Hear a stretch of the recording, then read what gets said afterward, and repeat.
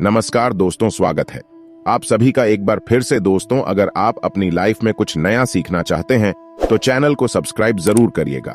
मित्रों, जैसा कि हम सभी जानते हैं कि इस मृत्युलोक में जितने भी जन्म लिया है उसे एक ना एक दिन मरना ही है, और यही दुनिया का सबसे बड़ा सत्य भी है। और मित्रों, आपने गौर किया होगा या फिर देखा होगा कि हिंदू धर्म में जब भी किसी की मृत्यु हो जाती है, जब उसकी शव यात्रा निकाली जाती है, तो सबके पीछे चल रहे लोग राम नाम सत्य है बोलते हुए चलते हैं। दोस्तों, क्या आप जानते हैं कि शव यात्रा के दौरान ऐसा क्यों कहा जाता है? उधर नहीं जानते तो आज हम आपको यही बताने वाले हैं और बताने वाले हैं उसे कथा के बारे में। दोस्तों, धर्म ग्रंथ महाभारत में युधिष्ठिर शव यात्रा के दौरान बोले जाने वाले राम नाम सत्य है।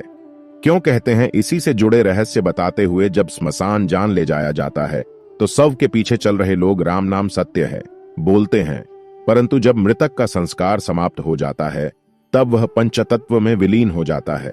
इसके बाद में जब साथ गए लोग वापस लौटते हैं, राम नाम को भूलकर अपनी अपनी दुनिया में व्यस्त हो जाते हैं।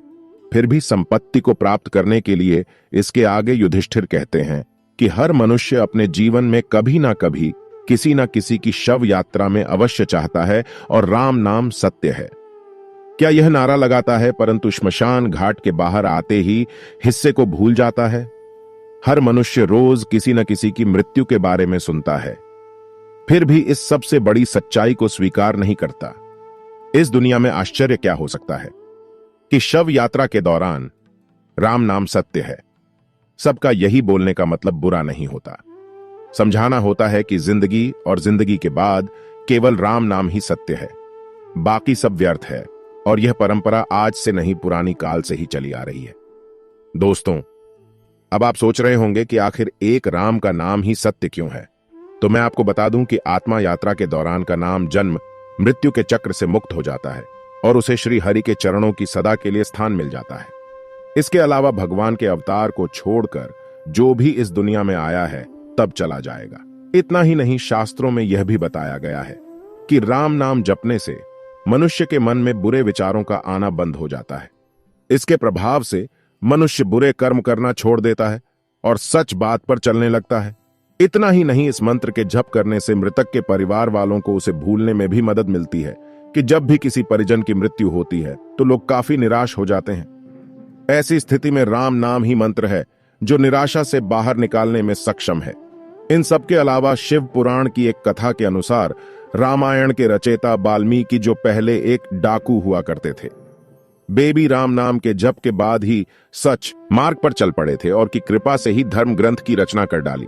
इसके अलावा आप सबके लिए यह जानना भी आवश्यक है कि राम शब्द सिर्फ एक नाम नहीं है, बल्कि विश्व हरि के चरणों में जाने का मार्ग भी है।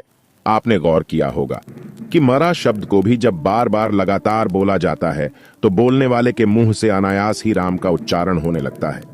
इसीलिए मित्रों, अगर आपको अब राम नाम की शक्ति समझ आ गई हो, आज सही राम के नाम में बंद हो जाए, क्योंकि मृत्यु लोक में हम मनुष्य की ऐसे तुच्छ प्राणी हैं जो अपने भौतिक सुखों की पूर्ति के लिए ना जाने जिंदगी भर कितने ही बुरे कर्म करते हैं, और हम यह भूल जाते हैं कि जिसने भी इस लोक में जन्म लिया है उसे एक ना एक दिन मरना ही है। जिंदगी का यही सबसे बड़ा सत्य है। साथ ही यह भी भूल जाते हैं कि मृत्यु, मित्रों, उम्मीद करता हूं कि आपको हमारी बात समझ में आ गई होगी और आप इसका पालन भी करेंगे, क्योंकि यह तो आप सभी जानते हैं कि मृत्यु के बाद हमारे और आपके साथ कुछ नहीं जाता, बल्कि आप और हम कितने यह धन दौलत कमाने जाता है उसके द्वारा किया गया कर। अगर आपको हमारी यह वीडियो अच्छी लगी हो, ज्यादा से ज्यादा लाइक और शेयर करें ताकि आपके साथ और लोग भी जीवन की इस सच्चाई के बारे में जान सकें।